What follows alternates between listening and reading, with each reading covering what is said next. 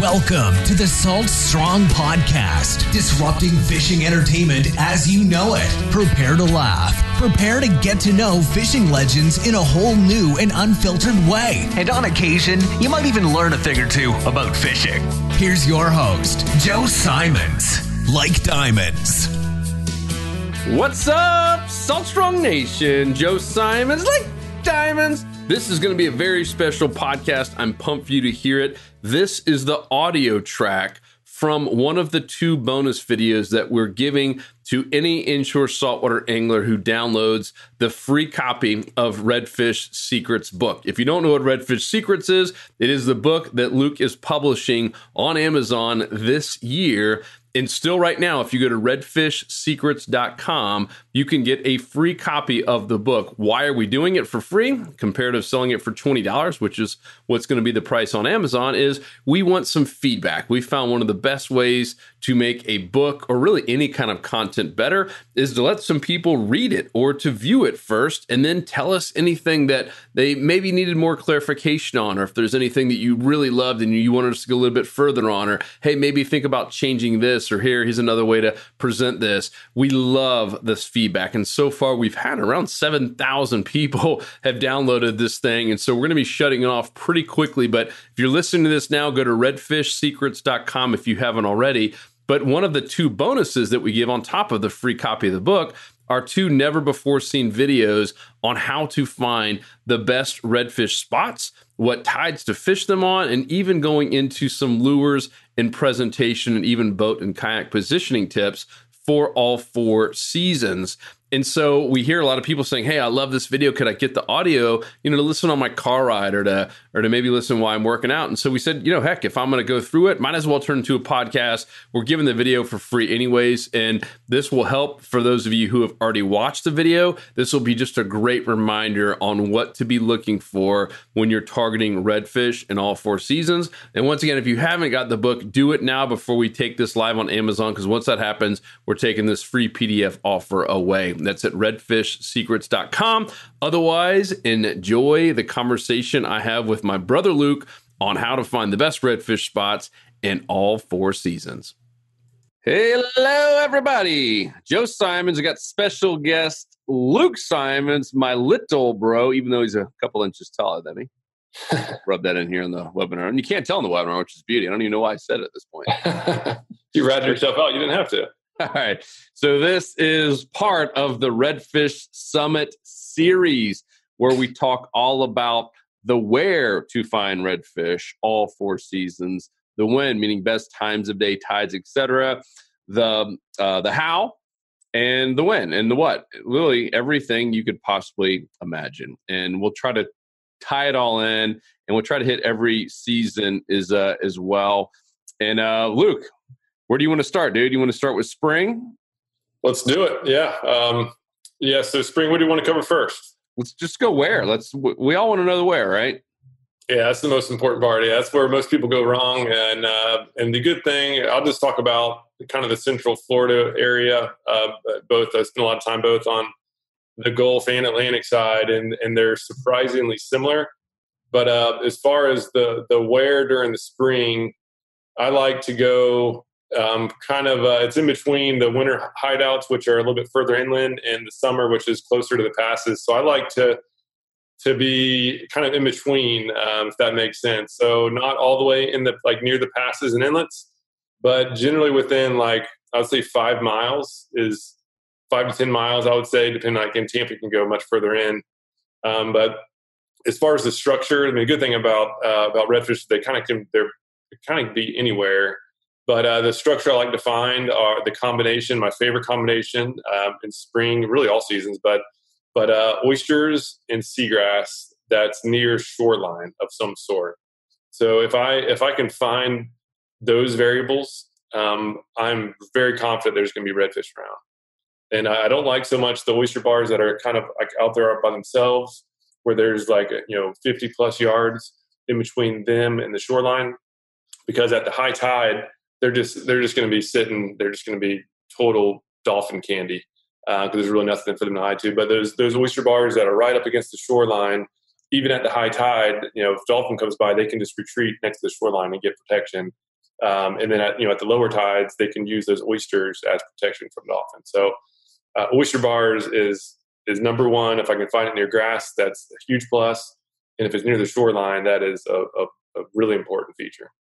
Cool. So let's talk in particular. So like, what are these redfish doing in the spring?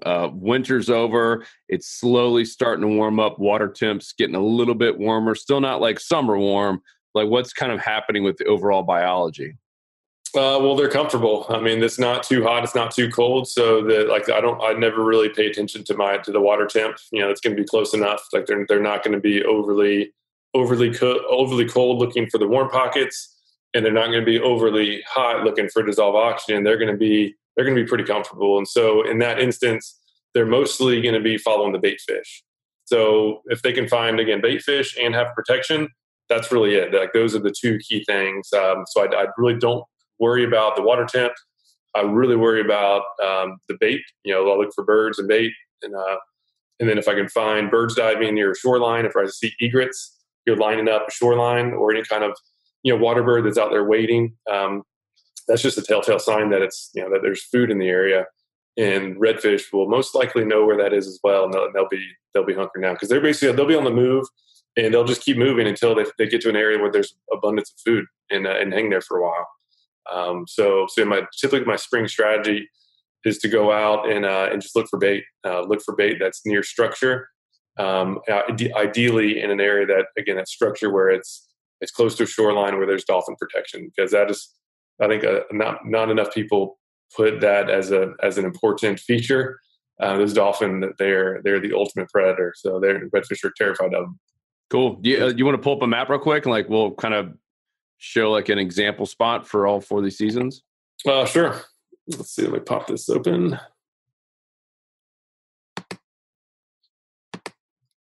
All right. Can you see this? Yes. All right, so this is basically all of Tampa Bay, and Tampa Bay is unique. Where I mentioned, staying within 5 to 10 miles of a pass or inlet. Tampa's just so big, where it's almost like its own gulf, if you will. Where these reds can be way up in the upper stretches of the bay, and it's really not like going way up into a creek like up in here. This is reds can be up here all summer long, and they're really all year long. And another cool thing about spring is that sometimes the breeder reds do come up inshore. That they're usually offshore, but they'll come in some during the spring and mostly during the fall. So I like targeting in the springtime. I like targeting flats that are pretty much exposed, or at least close to the passes, or at least exposed to really large bays like this. So like this area around Fort DeSoto, you can see there's a lot of good grass flats all around here. That has again, there's going to be redfish. There's going to be the slot size redfish all year long. But what I really like is that those breeders will come in and they can often be picked off as well. So that's a nice bonus for when targeting reds during that time of year. Another great area. Again, it's as far as current flow, right? You can see this larger bay. This is the old Tampa Bay up here, and it has to funnel through. All that water has to funnel through this gap. And if you look closely, there's a nice grass flat right here. This is called Weeden Island. This is really popular fishing spot.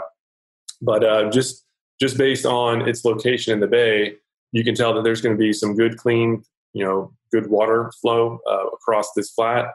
And then if you zoom in closer, you can see a lot of good islands.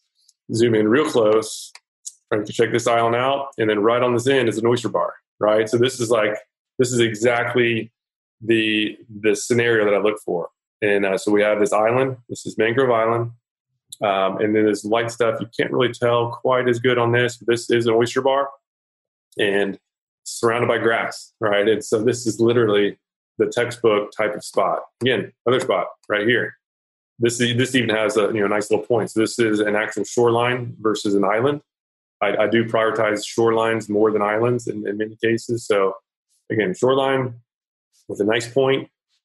Zoom in close. This is the oyster bar. A little bit of gap with grass. Another oyster bar. And guess where? I've caught a lot of redfish. Right around this whole area. So that is the textbook type of spot for redfish. And then during the springtime, again, there's pretty good odds of seeing some big bruiser reds up there as well. Cool, man. That's good. So in terms of timing, I know you personally, just because you're my brother, you like the mornings, like bright and early, sun coming up, the twilight, and then in the evening. Any other tips on the when? And you already mentioned kind of, the water temps don't really matter. Obviously, you want some current flow if possible. What are you thinking in the spring? Yeah. So when spring is a little bit unique in that some springs are cold, some have the cold fronts coming in, and it really kind of depends on where those cold fronts align. But in most cases, I prioritize the sunrise and sunset, the twilight periods. Those are always going to generate a good feed. Otherwise, the current flow, high current flow. Fishing these flats, I like to go when the current flow is at its highest rate possible. And right, if you look at a tide chart, usually the tide charts rarely show the current, so you have to deduct it from the tide chart. So when the tide charts, when the water level is going up and down, the current flow is going to be maximized when that up and down motion is as steep, when that slope of the line is as steep as possible. So that's if I'm not targeting, sunrise or sunset, the max current flow period is the best. But the ultimate best is where you can have a max current flow at the same time as the sun is going up or the sun is going down. That's like the ultimate. But either way, those are the things I look for. And then once you're out there, kind of find the bait. And in most cases, those reds will be hanging around the food. Cool. I know in the winter, just because I've fished with you a lot, you're back and way back, sometimes backcountry, and seeing if you can find them in some of these little hidden lakes. Are you still in there in spring, or have they all kind of moved out? I know obviously you said you want to be a little bit closer to the passes and inlets, but are you still going like way backcountry? No, not as much. I mean, it's a little bit more difficult to do. So like just for an example, there's a fun kayak trail that goes all through these are mosquito, little canals cut for mosquitoes. In the wintertime, there are actually a decent amount of reds up in these little, like this one in particular, I've seen a lot of reds in. So this is way back there. You can only get there, but you can't get there by boat, obviously. It's just a pain to get to. And if there's people in there, it just takes a little bit to get them all spooked. So springtime, I generally like to hang towards the openings, towards the outer sections, not only because are there going to be a little bit more fish, but again, that'll increase the odds that the big ones are there. So it'll be, I've never seen overslot, or at least like one of the big bull reds. Like I've never seen them way back in these back bays or creeks. They're almost always going to be on the outer side in general in big schools. So like it's just so much fun to get onto those. So in the springtime and fall, I rarely go way back.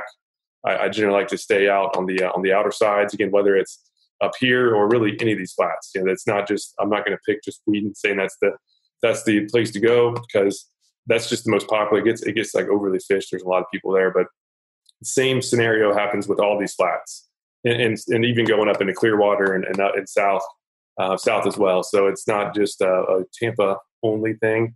It's just the overall premise. So yes, there will be some fish in those back creeks, but just not quite as many as just a few months earlier in the wintertime. Yep. And the odds of getting a really big one are way less than being on the outside. Cool. And what about tides? Do you have a specific one that you like incoming? No, I just care about current. I think the biggest mistake I had for many years is I just focused on the incoming tide, because that's what I heard everybody say that was the best time to go fishing. And now, I mean, I like any kind of tide. I actually prefer the water to be down a little bit. Again, that was opposite of years ago. I always wanted the top of the incoming. That's what I targeted. That's what I basically scheduled my trips around. And now I actually prefer, the bottom of the tide. Those fish just don't have as much place to be hiding. So it's literally like fish in the barrel, as close as you can get to it. So I generally like a low tide, whether it's going down or going up. I don't care so much. I just want that current to be moving. So the current to be moving at a lower tide is my favorite time to go fishing. Cool. What to use? What do you meaning? I know you're artificial, but if you had live bait, what are we trying? What kind of baits around? I guess. What are you trying to use to attract a strike in the spring? Yeah, well, spring, as far as live bait, I don't do too much of it, but it is the time of the year where the smaller bait is coming in, like a lot of glass minnows, and then smaller pilchards, or white bait, whatever people call them, shiners. So generally, I like to catch, if I'm doing live bait, I'll just use whatever I see out there and just go catch them. But yeah, so the pilchers work great, pinfish work great. You can go out and buy shrimp. Shrimp is still good. So it's really, but again, those glass minnows are just too small to net. So yeah, if I can get a hold of some pilchers, I'm taking somebody new who can't really cast all that well. I'll go out and get some shrimp, or I'll go out and catch some pilchers if I can find them, or some like small redfish or small pinfish, like in the 1.5 to 3 inch range. And those are really good redfish baits. Cool. What about the lures? So lures, again, that bait's going to be smaller. So I kind of go a little bit smaller on my lures relative to summer and fall.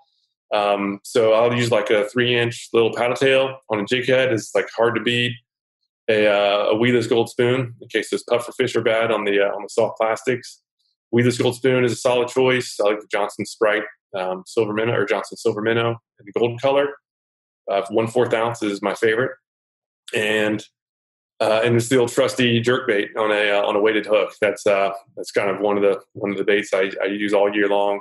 For springtime, I'm not.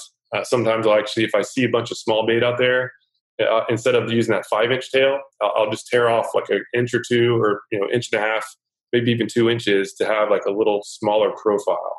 I want to just, the goal should be to basically match the profile of the bait that those fish are honed in on. So if it's if it's all little glass minnows, I mean, either you be fly fishing, just so you can have a really small little clouser minnow type lure, or with traditional tackle, spinning tackle or bait casting, just get like a smaller soft plastic, or even like these mirrodines, or just something along those lines where it's matching the hatch, it's getting small, because it's surprising. You can see some even the other day, springtime, and some snook were busting up on little small minnows, and I threw about a 4-inch soft plastic in there, and they wouldn't touch it. They were totally focused on those little small profiles. And I know you're a big fan of kind of downsizing the tackle. And I know you and I were guilty when we first started getting intro fishing. We had these, both of us had 4,000, Shimano's. Like, we were like, oh man, in case we catch that big bull red, we want to be prepared. And even Peter Deeks is going after like some legit state record trophy fish. He's using the really, really light tackle. And he's like, let's get the fish hooked first. Let's not scare them away with all our big tackle, and then we'll worry about getting them in the boat. What are your thoughts? Yeah, I mean, absolutely. That's most important for artificial lures, because the only fish you can catch are the ones in between you and however far you can cast. So going down to braid, like the biggest game changer for me was when I switched from bait casting to spinning tackle, throwing these lighter lures, and then when I switched from mono to braid. And not only did I switch just to braid, but I went to 10-pound braid. A lot of people, when they do switch over to, and I was guilty of it for my first round of braid, I was going by the diameter. It's like, okay, I've been using this 10-pound mono or 15 mono, whatever I was doing. Like, let me just get that same diameter in braid, which was like 30-pound braid. And it's like, okay, great, I can now power the fish in, but you're losing casting distance. I did a casting contest, from a 20-pound braid to a 10-pound braid, everything else being equal, same rod, same reel, same weight and everything, same brand of line. It was Power Pro. And the 10-pound braid casted an extra, it was like 18% further on average. And when you put that into feet, and it was every 15 casts, I'm able to, if I'm fishing open flats, right, and every 15 casts with a 10-pound braid relative to the 20-pound braid, I'm able to cover an extra 100 yards of distance. So an extra football field of strike zone territory is now possible simply but from going from 20-pound braid to 10-pound braid. There's not much else that can guarantee more fish hookups than to be able to cover more water. And that's, in my opinion, that's a no-brainer. And that 10-pound braid, as long as you have good knots. So the FG knot is an amazingly good knot. And I have caught some of my biggest redfish on 10-pound braid. All right, if you're fishing these open water, redfish are not very good about getting into structure. Even when hooking reds near mangroves, in many cases they'll go along the side, or they'll even shoot off to open water, especially those big ones. So 10-pound braid is plenty. going after redfish and big trout, obviously. But yeah, most people make the mistake by going too high on the line, and you just won't have the opportunity to even have a shot at hooking the fish. Cool. Let's talk a little bit about on the water assessment. I know there'll be some overlap here with the seasons, but what are you looking for? I know structure sounds like number one. You maximize the structure, and then is it certain types of birds, certain types of bait in the spring, and then any kind of like positioning and approach tips as well? Yeah, I look for any bird. I don't care what it is, as long as it's a bird that feeds on fish or crustaceans. So we have pelicans. I don't like seagulls so much, but I don't like pelicans that are diving out in the open water. I want a pelican diving 10 feet from, or like basically, or 2 feet from the mangrove shoreline. But my favorite are egrets. Those egrets that are staying right on the shoreline or hanging on the mangroves, mangrove branches, or even you're wading out on a flat. Long story short, any bird is good. Even the water turkeys, that's proof that usually those are after pinfish. But any kind of bird activity is good, and the closer the bird activity is to structure, so to like good structure, the more excited I get, the more confident I am that there's going to be fish around. So yeah, birds are big because you can really scan from a long distance off and see the birds. Ideally, if they're feeding, or like a diving pelican is better than a sitting pelican. Egrets that are just totally stalking prey is better than some that are just kind of hunkered down, just standing around doing nothing. So anyhow, feeding birds are best. Feeding birds next to structure is the ultimate. It's what you want to find. Cool. And what about positioning and approach? To keep it quiet, right up in the shallow waters. Its stealth is really important. No walking on the over squeaky latches or dropping anything. Talking isn't too bad. Just don't rock the boat. I think it's a big mistake. A lot of people are kind of overcasting where they're putting their whole body into it, and that's like rocking the boat, and that'll just put off some waves. And those fish can sense it. They can sense that something big is in the presence and that there's danger in the area. And that's an easy way to spook fish, is to overcast or just be moving on the boat. You don't have to. So like, let's pick that spot, like zoom into where you are now, or pick one of those spots. I want to see how you approach it, because this is something that I think a lot of pros take for granted. And there's a lot of even hardcore weekend warriors that can find a good spot like this, and then they go up to it and maybe from the wrong direction based on the wind. So like, talk about some tips there and just give one example, like, hey, if the wind's going this way, if it's in coming out, going tide, whatever you're more comfortable with. Okay. I think that's pretty powerful to show someone literally with your cursor how you would approach an actual spot. Yeah. So up along this shoreline, even when the current's ripping, it's not going to be like strong enough to where you have to like totally focus on the current. Like, those fish aren't all going to be positioned. It's not like a pass or an inlet where those fish are all facing into the current. So if the current's coming in, those fish can still be moseying around. So they're not always going to be facing one direction. So what I like to do is, again, about stealth.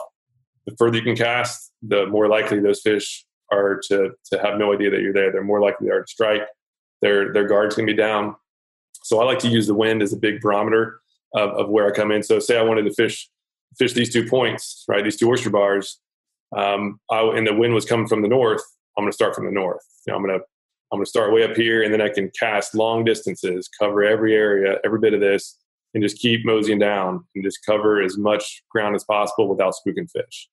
And if it's coming from the south, wind's coming from the south, then I'll start from the south, right, and do the same thing. For flats like this where the current's not going to be totally ripping, I use that wind as the most important barometer on where, because again, that's the quietest way to approach as well. Yep. Using the wind to drift in is quieter than using a trolling motor, even quieter than doing a push pull. So that's the ultimate stealth plan. Stealth is essential, especially fishing areas like this where there's a lot of fishing pressure. Cool. All right. So everyone's favorite part for each season, you got 1 day to fish the entire spring. 1 day, you got the hall pass. What kind of spot? Like, pick like your ideal perfect spot. The perfect tide, anything your perfect bait, like if you could pick one, we call it one spot, one bait, one tide or one moon phase, whatever you just pick the perfect scenario. What do you got? Since we talk about the spot, I'm kind of fired up about it now. So I would say this area that has those 2 oyster bars. Okay. And I would say, right as the sun's coming up, at some point, whether sun up or sunset, when the current is just totally ripping, right, where the current's maximized. Yeah. And so combine that with the twilight period. That's as far as the timing. That's when I go. You only have one lure bait. Yeah, I mean, I would say that with the owner weighted hook with the jerk bait, that's like my most trusted thing. That way, even if the bait's really small, I can just tear off a tail and I can still be using that same bait and still get strikes. And if there's bigger bait in there, I can use the whole 5-incher. So I would say a 5-inch jerk bait, doesn't really matter which one, rigged on the owner, that weighted hook that we now have on the shop. Cool. Good, man. All right. Summertime. Let's talk about the overall just patterns, the biology of these fish. It's starting to get hot. These fish are needing a little bit more dissolved oxygen. What are they doing in general? Like what kind of areas are they heading to? All right. So summertime, fish are really now they're getting a little bit closer to the hot spectrum. So scientifically, the hot water doesn't have as much dissolved oxygen. So they need a little bit more current flow. So this area can still be good, right? You have all that current that's coming through this channel. But in general, I do like to go, whether I'm fishing, again, around the Tampa Bay area, or really anywhere, I like to get a little bit closer to the passes and inlets, within a couple miles, because that's going to have just more current flow. It's going to have more dissolved oxygen in the water. And generally, that's going to have more bait as well. And so that's going to be where, some of the top feeding areas. So just if we're going to stick around this area, just kind of even around here, like the Fort DeSoto flats, that there'll be a good amount of redfish all around here. Same as before, right? They're looking for their bait, and they're going to be hunkered down in the areas that often have the most bait fish. So this summertime is not the time to go back to the winter spots, which is like way back country. Even though there are some there, this is not the time to be way, way, way back in the mangrove lakes and stuff like that. Yeah, so like this little pond, right, where there can be a decent amount of redfish in the winter, this will be really hot. Probably will not have much dissolved oxygen. There will be very low chance of getting some action there. Plus, that's when the mosquitoes are the worst. So that's another reason why I don't like to go in those back hidden bays or anything during the summertime. So yeah, I like to focus more on the outer regions, again, close to those pass and inlets. Get some good moving water, and back to the structure. Chad, oyster bars, seagrass, and current is a good combination, especially again when the oyster bars and seagrass are touching a shoreline somewhere. Cool. And then what same times of day? Is it are you avoiding like the middle of the day completely just because of the heat? Yeah, I mean, I do, if I can, at least. So in most cases, really most of my trips are short, like 3 to 4 hours max. So summertime, again, knowing that the heat factor is important, right? If it gets really hot, dissolved oxygen is lower. The fish are going to be more lethargic, have less energy, meaning they're going to be much less likely to eat. So I like to fish early morning, and I even get out there before the sun comes up. That's going to be the best bite. As we said before, twilight has the best bite. And it's even more important in the summertime because that's going to be when the water is the coolest. So they're going to have the most energy. That's going to be the best, the best feed is generally going to be super early in the morning. So my trips in the summer will usually be from, I'll try to get on the water like an hour before the sunrise if I can. And then fish, sometimes I'll be done by 9 or 10 o'clock, just to save myself from being super hot out there. And generally that's going to be the best, the best bite. But again, back to the current thing though, is if the max current period is at like noon or 2, or even in the middle of the day, then there still can be some good feeding. It generally will not be quite as good as the twilight period. Cool. So let's do the whole pick a spot, and I want to dissect a spot. Talk about how you would kind of approach it and fish it on the water assessment. So it's summertime. You can only pick one spot one tide, one little area to fish. Let's really dissect this here for the summer, which I know is just the most active time for fishermen in general. There's more people out. You got kids on holiday, and we see it, right? These flats right here are packed during the summertime. Yeah, as far as picking a spot, so I'll do a unique one. I'll pick a spot that I haven't fished yet. This is a spot that I've been eyeing. And so recently there's been a new pass that's opened up over here from one of the storms. So this actual data on Google Maps is a little bit, this image is a little bit outdated. But what I would like to see is area like this where there's, two islands, right, creating a choke point. Okay. And you can see there's a little bit of a trough here. And just have a lot of different points. You can see a little trough right along here, going along the shoreline. So I see, seagrass. I see different depth changes. Even like you can see this trough coming through these two islands. So this would be an area that I would really like to fish, and I'll definitely make sure to get up there this summer and check it out. So it's close to the Gulf, right? So we know there's going to be some good clean water. There's going to be a lot of bait. And then you have the structure, right? The structure plus some depth changes. The only thing I'm not seeing are my beloved oyster bars, but in general, there's going to be some oysters. If we look closely, I can't tell if this is seagrass or oysters. There could be a little bit of combination. I guarantee there'll be some oysters around in here somewhere. But either way, it doesn't have to be oysters, right? It could just be like right here, good depth change plus seagrass plus mangroves overhanging the water. That's generally going to be a good combination as well. Yeah, look at that depth, that little cut right there on the mangrove line there. Yeah, this one looks solid too. So this little structure, yeah, that looks like some oysters right there. So this whole shoreline looks solid. Cool. All right, go for it. No, go for it. I'll say if anybody does fish this, yeah, let me know. Let me know how it is, and I'll share my reports there as well, obviously. So let's talk about how to fish it and what you're using, like, how to approach it. Are you starting from the bottom going up? What are you doing? I'm going to maximize my casting distance, assuming the current's not totally ripping. Those fish could be any direction, so you don't have to prioritize current. Even though there is a pass here, it's still pretty small, and so I doubt it won't be like if the grass is laid down, then you need to prioritize current. But if the grass is kind of sitting up, I'll go with the wind. I'll let the wind, take me in. I'll let the wind help me cast further. And so I'll just, if the wind's coming from the north, I'll start on the north side, work my way through, and then vice versa, come from the south. I'll start south and work my way up. Same for east or west, right? So it's let the wind kind of do the work and just cover as much ground as possible, keeping the eyes open for tailors or for any kind of, disturbance on the surface. Obviously, as we said before, look for birds and bait. Generally, that's going to be where the most fish are. So just kind of do all that. What are your thoughts on, we got wind and then we got current. So talk about that. Like what takes priority in a place like this in the summer? And then, how are you always ensuring that, you're fishing, with the current, that you're presenting this right to make sure you get the right amount of strikes, maximize your strikes?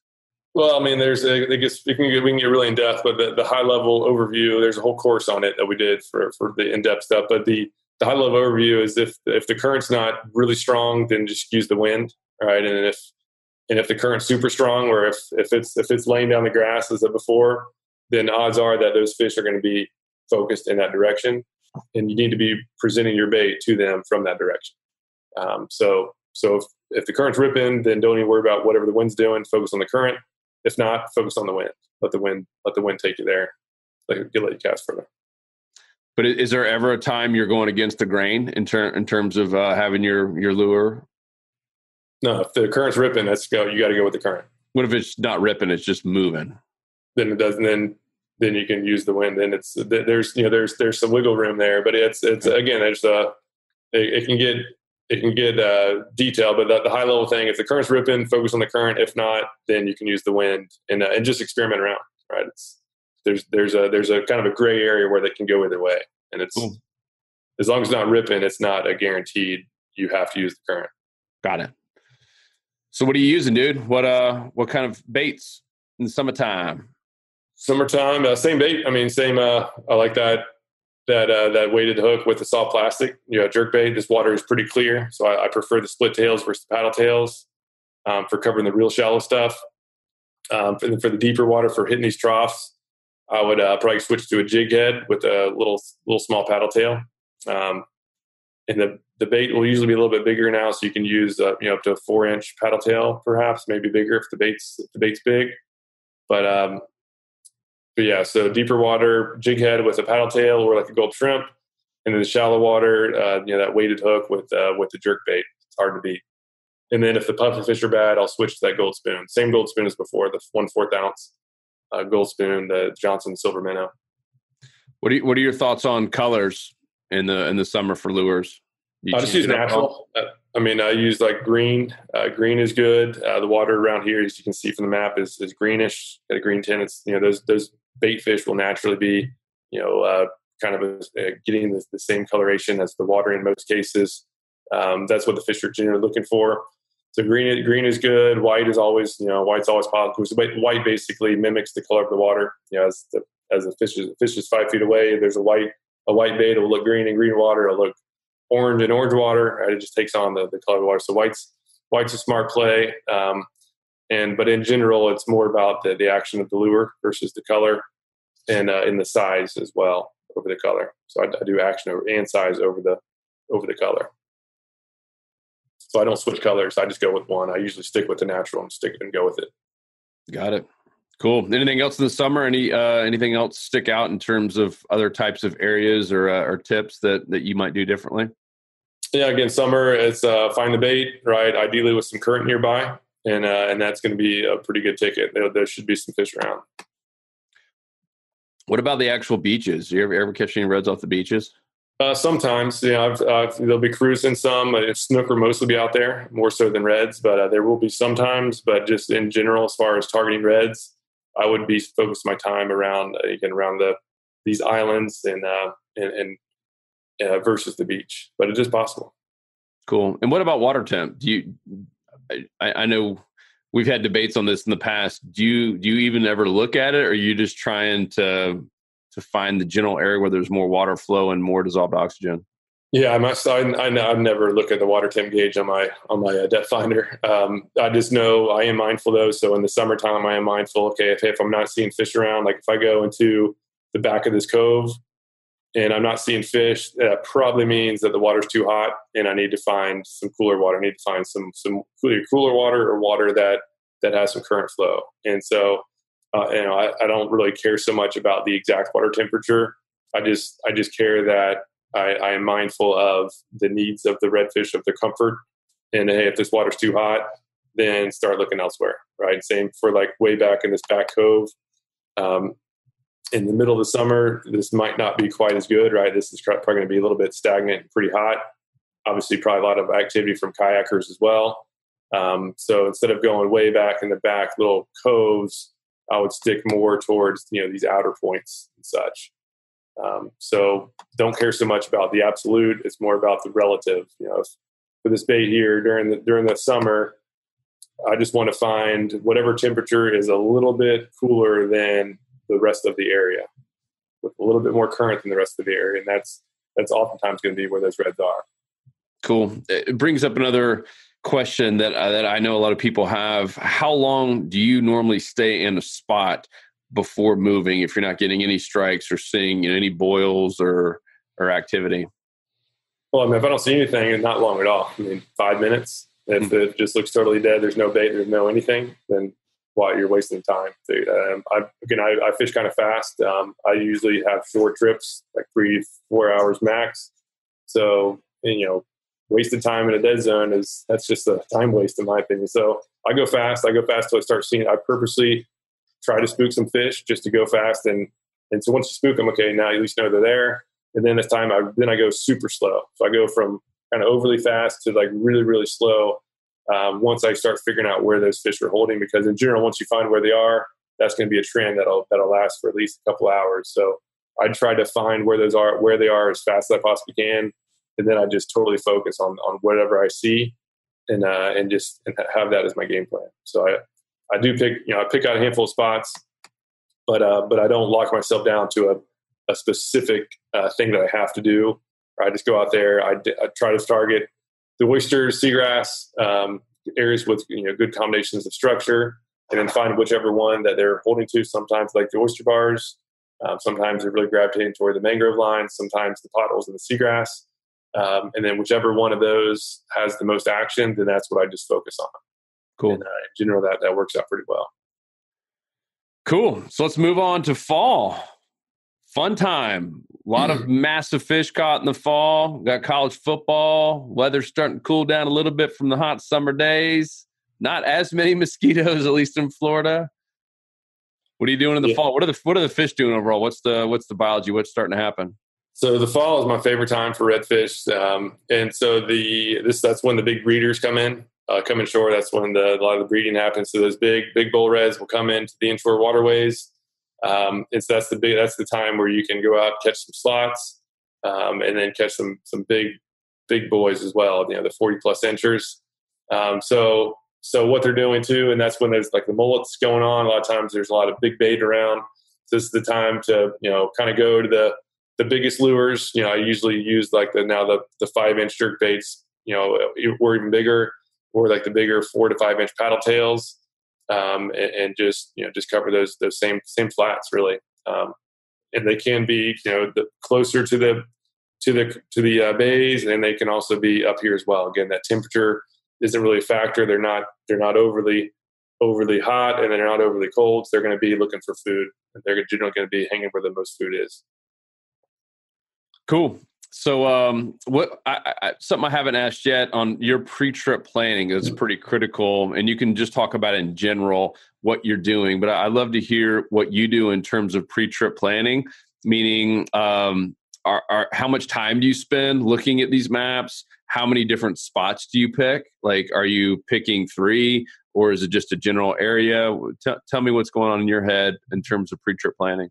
So I do a pre-trip plan every single time, no matter what, even if I'm fishing an area that I fish to all the time. And so I get on these online maps and just zoom in. I pick a handful of areas that I want to cover, and then I'll just pick out usually 3 to 5 spots, and I'll go into more detail in that Redfish Mastery course, obviously in the book. But I'll pick out some spots, and then I'll mark them, and then I don't spend long time. So yes, I do it every time, but I don't spend more than like 10, 15 minutes. I just get on there real quick, do a quick zoom, try to find an oyster bar or a point or something that I haven't fished before, and then just go, hey, let's go check it out. And then, so that's half of the planning is just quick online research. And then the other half is just on the water assessment. So when you get out there, obviously look for the birds, look for the bait, and then be flexible enough where if you see something really good that wasn't quite what your plan was, go check it out. Go take a little bit of time, check it out. Sometimes that's how the best spots are found. Cool. So do a combination of map reading and then on the water assessment. All right. Well, speaking of spots, let's just pick one, and then we'll kind of assess it and talk about how to fish it. So it's fall. You got one haul pass for the entire fall. What kind of spot you picking? I'll go right back down here. This is because fall is when those big breeders come in, and this is an area that's known for those big bull reds. So I would just come out here and same premise, right? Target the shorelines for the smaller fish, and just keep an eye out for those schools of big reds. And that's a good way to be able to catch a mixed bag of at least of sizes of those reds. And what are you using now? You said a little bit larger baits. Are you sticking with your same jerk shad? Or are you trying to use those big paddle tails and stuff? Yeah, I mean, now there's going to be more mullet activity. So early in the morning, I really like topwater. Nothing better than a redfish in topwater. It's awesome. So I like the super spooks are good. Rapala skitterwalks are solid. I put single hooks though on all of mine. I don't like trebles. Single hooks, the hookup ratio is just as good, especially on the bigger fish, and it actually misses the smaller fish a lot. Like when the ladyfish and small little rat reds are popping at it, they miss those, and sometimes those bigger ones go steal it from them. So I use single hooks in all my top waters. As far as the jerk baits, again, no less than 5 inches. Always use the bigger ones, and then as far as the paddle tails, if the water is low or if the water is murky, instead of using that jerk bait, I'll put a 5-inch paddle tail in there, and then you can just sling them. You can cast them a mile, and it's easy retrieve, basically a straight retrieve. And those redfish come up and pop it. And what about depth? What kind of depth are you looking at? Depth, really wherever the mullet is, whatever the most bait fish is. Sometimes they'll be super shallow. In general, the morning time will be a little bit shallower. Those fish will push up. They're actively feeding. And then when it starts warming up, they'll push out a little bit. But in general, I'll fish. I want my lures to be in the areas with the most bait fish, because that's generally where those predators will be lurking as well. Cool. And obviously, fishing grass flats like this, the potholes or the good ambush points. Potholes and points would be. So zoom in on maybe a different one than last time. If there's a point or. Yes, just any of these points, right? So even this little small bay here, right? You can see it's even a small little section, but it still creates a trough, some current flow. And you can see the grass is kind of called camo bottom. That's the type of bottom I really like to see, where it's grass plus sand, and all of these little sand holes can be potential ambush points for reds. Cool. So how are you fishing it? Assuming you're in your little skiff, what are you doing? Yeah, same as before. Super quiet. Let the wind take you as much as you possibly can.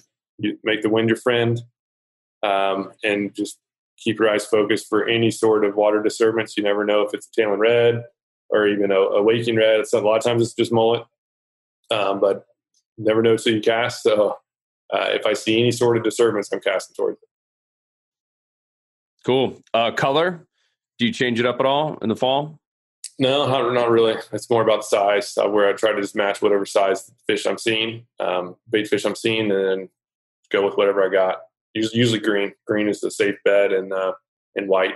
Those are two that I generally stick with, or just natural, right? Just like a natural, white bottle, lighter bottom, darker top, all that stuff works. I always had a question. Why do they call watermelon? It doesn't look like a watermelon. I think a watermelon. Ask a kid what watermelon is, and they're going to say big, bright red. Watermelon green? What's up with that? Yeah, I guess the outside. I guess before it's open, it looks a little green. I guess I don't know. Love it, man. Cool. Anything else on the fall before we dive into winter? No, yeah, fall just be mindful to keep the baits a little bit bigger. There's gonna be a lot of mullet around, so even when those big, those big old call them hog leg mullets, as Captain Jeff says, even cast around those, because all those reds aren't typically going to be eating redfish that big. Those mullet are, especially within the schools, they're down there rooting around the grass, and they're spooking up little shrimp and stuff. And those redfish are hanging right with them and picking off those bait fish. So even when you are seeing big mullet that are too big for those reds to eat, cast in there anyways, because there's probably going to be some reds in there with them feeding on the frenzy. Yeah, that's what I've seen you do that so many times, where you got that 5-inch jerk shad and you're literally just throwing in these massive schools of mullet, because the redfish have their noses down in the dirt and the seagrass, et cetera, and you're just popping that thing along. All of a sudden they look up and there's one right in front of their face, and boom, fish on. And you're right. I mean, half the time they're not even looking at the mullet; they're just taking all their little bycatch and the stuff they're stirring up. Yeah, it's a surprisingly effective game plan. It's super simple because mullet are easy to find. Right, just look for them jumping, get in there, start casting them. Usually get some action. Cool. All right, winter. This was the time that you and I kind of avoided, and I think a lot of fishermen do. They just assume all fish have lockjaw and we might as well go hunting. But I mean, winter is remarkably fun, and when you find them, you usually find a lot of them. So let's talk about some winter spots and in general what the redfish are doing in the wintertime. Yeah, so winter went from my least favorite to one of my favorites, because as you just said, they are a little bit more difficult to find, but once you do hone in on them, you can catch a ton of them. And more importantly, at least in my opinion, sight fishing. That's like my favorite way to fish. In my opinion, nothing's better than going down the flat, quietly, seeing a redfish, casting to them, and then watching them eat. It's such a thrill. And so wintertime is the best for that by far, because the water's clear. The bite action is typically best like in the middle of the day, which is when the sun's going to be up the most. So it's like the perfect combination for, water's clear and the bite is more geared for the daytime period. So it's a good recipe for some fun sight fishing. Cool. So what are you doing? Where are you looking for them? So now I'm spending more of my time further inland. So a little bit less. Those breeder reds are often going to be pushed back out offshore. So now we're focusing on the 18 to 28, 30 inchers. Every once in a while, some bigger, but mostly in that range. And what I like are these creeks. So here's a creek that I fish fairly often. So it's called Rocky Creek. It's a little bit, right, you can see it's darker water. There is some grass nearby, which is good. Because winter, out here in Florida, we have, one day it could be 80 degrees and then a front will come in and it'll be 30 degrees. And so I like areas like this that have some deeper water, which is more protection for them from cold spells. But then when you get a few days of warmth, right, the sun's been up, the sun's been heating up the water. In many cases, those reds will come up and feed in the shallows. And so areas like this can have the shallow action close by. And then as soon as that front comes, they can shift right into this deep stuff and be protected. So I like getting up in areas like this. Oftentimes too, the winter has a lot of windy days. And so I like to find some areas with wind protection. And so all this shoreline, these are all mangroves. And so, they are like 10, 15 feet tall in many cases. And that does a great job of blocking the wind. And look here, in here you can see, some good points. This is a little oyster point. Good little current sections. Even back in here, you got some little offshoots that have some shallow flats. Again, good for the sunny days. And then if it's really cold, nasty, they'll often be kind of hunkered down in the channel, in the deeper water. Cool. So, what are you doing in terms of the pre-trip planning? Is this like your exploration time where you're looking for some of these little canals and backcountry lakes and stuff like that? Every time's exploration time. I love nothing better than going to a new area and catching fish there. So it's like the ultimate challenge. So no matter where I'm fishing, I always try to go to at least one or two spots I've never been to before. But as far as what I'm looking for in the pre-trip plan, a big thing is the wind, right? Especially sight fishing. Typically, the wind protected shorelines are best. So based on the wind, if the wind's coming from the north, I want to make sure that I can cover some water that has some wind protection from the north. So like I would be eyeing, instead of eyeing this shoreline here, right, which is getting hit by the wind, I would then be looking at areas like this, right, like this little cove right here, totally blocking the north wind. I would be looking for spots like that I even like this little bay right here, again, north block for the wind. I'll be checking out spots like that and just marking, a handful of those to go check out. And then going from one to the other, right? Always keep the eye out for birds, bait, and check those out if I see them. Cool. And are you looking for anything different on the bottom in terms of like muddy bottoms or anything specific in the winter versus other seasons? Yeah, I mean, darker is better in many cases because you mentioned mud. So mud, scientifically, mud will hold on to heat longer than sand or rock. So on the cold spells, it is nice to find mud. You can't really it's tough to identify mud from satellite maps. You kind of have to have a pretty good gauge of what it is. But in general, like the rule of thumb is if there's a little bay like this that doesn't have any this water in the main channel isn't going from here to like way over here. It's just kind of maybe doing a slow little loop around this, but unlikely. So there's not going to be much current, which means that there's unlikely going to be hard bottom. It's generally going to be softer. It's generally going to form mud over time. And so this little bay would most likely have pretty muddy bottom.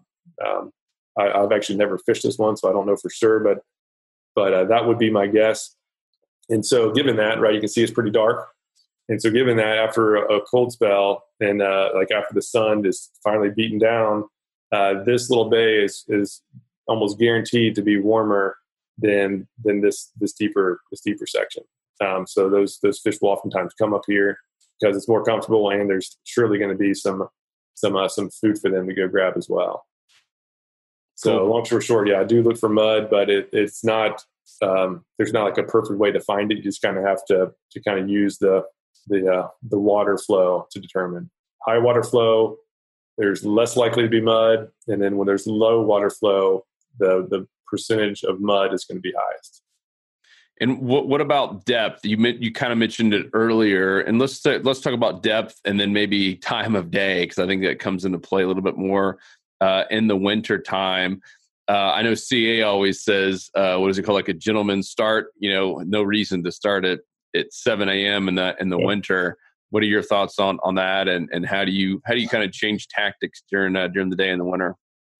Yeah, that's absolutely right. Yeah, you don't have to. A lot of times the best bite is going to be in the middle of the day, like 10, 11 o'clock to like 2 or 3, like literally the hottest part of the day, because again, those fish they're uncomfortably cold.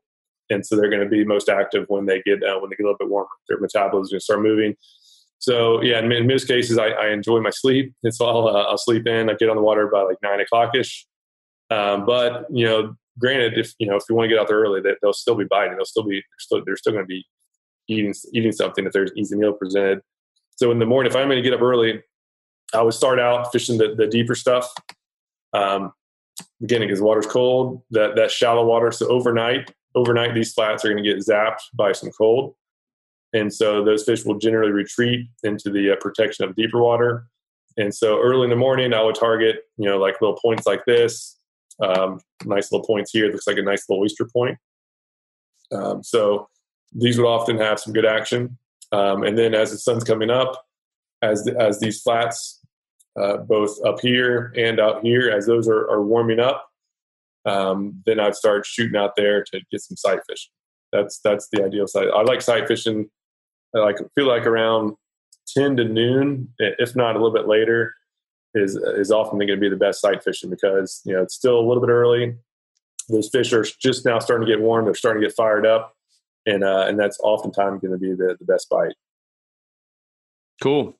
And lures, baits, what are you doing in the winter?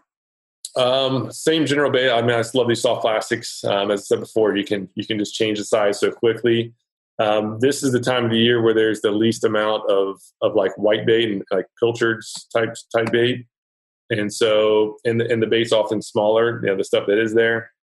So wintertime, I usually go smaller, and shrimp patterns. The shrimp is often going to be the diet of choice during the wintertime, for redfish. And so crustaceans are great, like gulp shrimps for the deep stuff.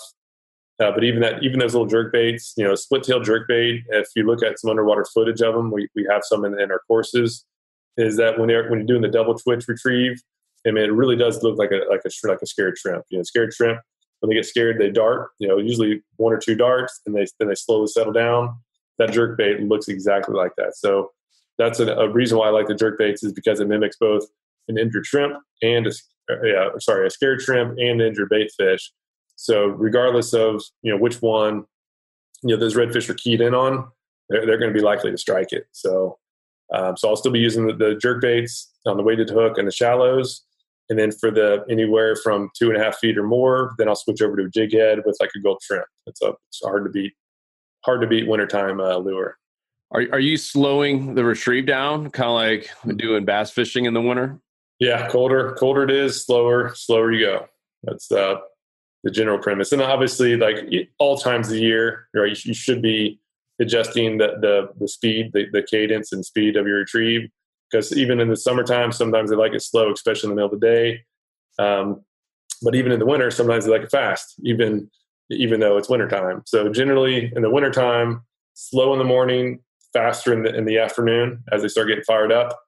But even still, change it up. Always test things out. If not getting strikes going slow, then go a little bit faster, and vice versa, because you just never know. Sometimes they just have a preference one way or the other, and you never really know till you test it out. Cool. So you got one spot, one bait, and one tide or one time of day. What are you going to do in the winter? Yeah, I mean, since we're talking about a spot, I'm a little bit fired up about it. So I'll even say right here. I just like the fact, like right here, you have a little bit of everything. Okay. And so wintertime, right, if it's early in the morning, I'm going to start out with a gulp shrimp on a jig head, fishing the deep stuff. And then assuming it's a sunny day, like a lot of times after those fronts come in, clear blue skies, sun's just beating down on it on the bottom. And then I'd sneak up in here into these back bays, like even these little canals or cuts that have dead ends. A lot of times that water can be really warm. And a lot of times those bait fish will seek that warmth as well, as will the redfish, and can make for some really fun fishing action, even up in here too, right? So getting close, deep water nearby, shallow section, just a short swim away for them, and so in this one little section, you can basically cover both the deep water needs and the shallow water needs of a red in the wintertime. Cool. So in the winter, let's take that first little finger that you mentioned. No, you go back. Yeah, that one. So how are you fishing that in the winter? Meaning, are you just going right down the middle and casting on both sides? Talk through just the stuff that you probably take for granted is how you actually fish that finger. Yeah, it's as slow as possible and quiet as possible. But yeah, you pretty much have to. You have really no choice other than to go pretty much down the middle. Sometimes I'll hug a shoreline, and just as if all the birds are on one shoreline, right, then I'll hug the other one and just fish where the birds are, because that's where the fish are going to be. But otherwise, it's just a guess, right? So I go in the middle and just cast here, just piggyback it. Are you casting right down the middle too in front of you, or just off the mangroves? Yeah, I mean, a little bit of everything. Generally closer to the mangroves, but you never know. Redfish will often be cruising in the middle too, so cover it all. And in general, I just keep my eyes open wherever I'm seeing the most mud boils or where I'm spooking up the most fish. If I see them all shooting out of the mangroves when they get spooked, then I'm covering the mangroves real tight. But if I'm seeing the mud boils and wakes out in the middle, then I'll fish the middle without even worrying about the actual trees. So it's one of those things that, you never really know. Most of the time, the higher tides, they're going to be pushed up in the trees, and the lower tides are going to be a little bit out. But that's just a generality, just like everything else. There's always exceptions, so it's just smart to fully test everything out and let the results be the answer. Cool. So, final couple little bonus questions. What are the biggest mistakes that you see most weekend warriors making when it comes to catching redfish any season?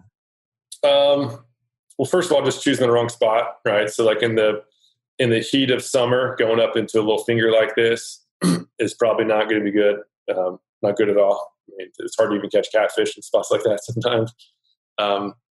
So just, going to a summertime spot in the winter or a wintertime spot in the summer is, that's the biggest thing that we did wrong, right? We were pretty good during the summertime. And then we would use, those same types of spots and baits during the winter, and we were shocked that we didn't catch anything. We thought that this fish just weren't feeding, and that wasn't true at all. We just weren't doing the right thing. So just be mindful of the season. Be mindful of the lure retrieve. If you are using lures, retrieve is the most important. Then the size of the lure, then the color. Distant third is the color. So I do take different colors with me, but I never change the same bait with a different color. Like that's never an option. I just grab one, go with it, and I'll change it. I'll go, if I am going to make a lure change, which is rare, I'll go to a different size and a different color just to totally flop the odds. So clearly both of those weren't working that I was using before. Let me just switch to something totally different. And in many cases that gets the job done. Cool. But it's generally going to be the speed. Test out the speed. Do a lot of experimentation before you change the lures. Cool. Anything else? Any other big mistakes? Stealth too. I mean, a lot of people's, and myself included, I feel like when I'm powering down a shoreline, like sometimes you just see those fish waking off. You never see what they are. They just heard you coming. And so just be as quiet as possible. Let the wind, use the wind as much as you can. Let the wind take you down to the fish. That's going to be the best approach. And don't overcast. Don't rock the boat when you're casting. There's power casting and then there's power casting, right? Yeah. There's power casting and over power casting. Cool. Any final tips on getting those big bull reds. If you had one day and you like, all right, I want to catch the biggest redfish. Are you then going to a cut bait kind of situation for the people that just want to catch the big bull red? Are you that confident in your artificial lures? Yeah, I mean, the toughest part about catching the bull reds is finding them in many cases. So, I would just spend more time cruising the deeper water. A lot of times those big schools are pushed off the shoreline, a little bit deeper water. So I would spend more time out there and just looking for any kind of wake or water push and getting ahead of them. And I'm confident, if I can get ahead of the fish, if I can find them first of all and get ahead of them and get soft plastic bait up there in front, and as they're coming through, do some twitches, they're gonna eat. Otherwise, cut bait works good. You just catch a lot of catfish doing that. I'm not the biggest fan of doing the catfish thing, and even chumming them up. Right, if you want to catch a ton of them, get those fish fired up by chumming. So a lot of ways to do it. A lot of people just overlook artificials, thinking they don't work. They definitely do. You just have to, just be mindful of your presentation, of your casting ability. Right. That lighter line, you can cast an extra 20% further in many cases. Yep. So, use anything you can to get that advantage over these fish. All right, guys, it's Joe Simons. I am back. I hope you enjoyed that interview with my brother Luke. As I mentioned, this is completely free to see the video version where we actually get on satellite maps and dissect these actual spots. It is definitely worth viewing, especially when you consider it's completely free. Right now, this is just one of the 2 bonuses that we give on top of the actual copy of the Redfish Secrets book. That is all found at redfishsecrets.com. Make sure to get that. Once you opt in, you'll get a little email from us with a link to the PDF and the 2 videos, this one included and the one with Tony, which is phenomenal as well in terms of how he goes out and finds new spots in all 4 seasons. We appreciate you guys. I hope you're going to join us in the Insider Club. If you haven't already, we are doing some really, really big things this year. You probably already saw, for you members, we have some new proprietary lures, some shrimp lures that you can only get if you are an Insider member. We have a few more products coming out very soon that, once again, will be only available to Insider members. And of course, you get 20% off all tackle. So you're going to be saving money on all of your tackle throughout the year. We give new spots and new trends, and we're doing these weekly game plan videos showing you exactly what types of spots to fish to catch an inshore saltwater slam every single weekend, 52 weekends out of the year. And then finally, that's just amazing community of now almost 20,000 members, from Texas to Florida, where it all started, now all the way up into New Jersey and everywhere, obviously, in between. What an amazing community of just real positive people who are willing to share and are helpful. I love getting into the community every single day. It's something I schedule on my calendar where I spend a solid hour in there every single day, just looking at all the fishing reports and seeing what's happening out there. Because let's face it, fishing is a forever learning sport, and there's just something new that you can learn every single day. So join us in the Insider Club if you haven't. That's all at saltstrong.com. Otherwise, get your copy of Redfish Secrets, the book, at redfishsecrets.com. Thank you, guys. Peace.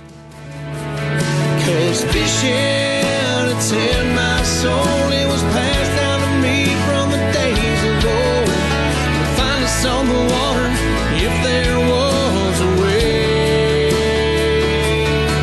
It's been said my papa, he wrote the book on catching big reds and 20-pound snook.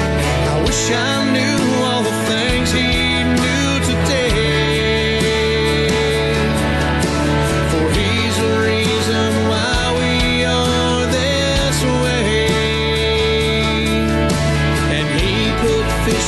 So